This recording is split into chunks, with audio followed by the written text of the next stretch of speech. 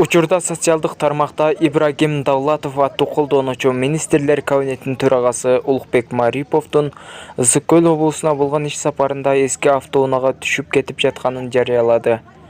Видеодо көрүнгөндөй Улукбек Мариповдун иш сапары учурунда жергиликтүү тургундар өкмөт башчыга эски Audi унаасына олтуруп жолдор менен таанышууну суранган. Тургундар мындай жол менен өкмөт башчысына айылдагы эскилиги жеткен жолдорду көрсөтүп, элдин көйгөйү менен жакындан тааныштыргысы келишкендигин айтышкан. ФЭТОнун Орто Азиядагы өкүлү катары айыпталып жатканы Сапат билим берүү мекеменин башчысы Орхан Инандынын колуна түрмөнүн ооруканасында операция жасалды. Бул тууралуу жергиликтүү маалымат каражаттарынын бирине анын жактоочусу Халил Ибрагим Йылмаз билдирген.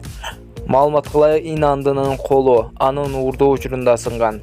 Белгилей кетсек, Түркиянын башкы прокуратурасы Инандыны 22 жыл 6 айга эркинен ажыратууну талап кылууда. Орхан Инанды ушул жылдын 1-июнунан бери дайынсыз болуп жаткан. 5-июлда Түркиянын президенти Режеп Тайып Эрдоган Орхан Инанды атайын операциянын негизинде колго түшүрүлүп, Түркияга жеткирилгенин кабарлаган. Орхан Инандынын жоголушу боюнча окуянын хронологиясы. Ичимдик ичип олтуруп уруша кетишкен. Сокулукта 42 жаштагы бөтөлкөлөшүн өлтүрүүгө шектелген жаран кармалды. Чүй облусунун Сокулук районунда аял кишини өлтүрүүгө шектүү жаран кармалды. Бул тууралуу Суперкейчи порталына Чүй ОИБнин маалымат кызматынан билдиришти. Милициянын маалыматына ылайык 4-август күнү болжол менен саат 23:30 чамаларында Сокулук Рейбине селекция айылында аял кишинин жансыз денеси табылганы тууралуу маалымат келип түшкөн.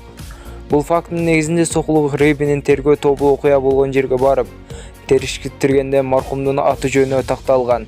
Ал 42 жаштагы Ж.А. аттуу аял экендиги аныкталып, денесине кароо жүргүзгөндө жаракаттар бар экени аныкталган.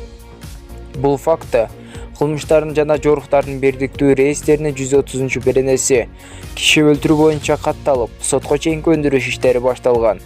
Издөө жана иликтөө иш-чараларынын натыйжасында жогорудагы кылмышка шектелип 37 жаштагы Ч.И. аттуу жаран кармалып, убактылуу кармоочу жайга камакка алынган. Териштирүү учурунда алар ичимдик ичип олтуруп, кылмышка шектүү жаран менен каза болгон аялдын ортосунда пикир келишпестик жаралып, уруша кетишкен. Натыйжада аталган аял каза болгон деп билдиришти облустук милициядан. Учурда сотко чейинки өндүрүш иштери улантылууда. Жеңиш Молдохматов СИЗО 1-ге которулду. Бул тууралуу Туран партиясынын мүчөсү Эрлан Бекчор уулу билдирди.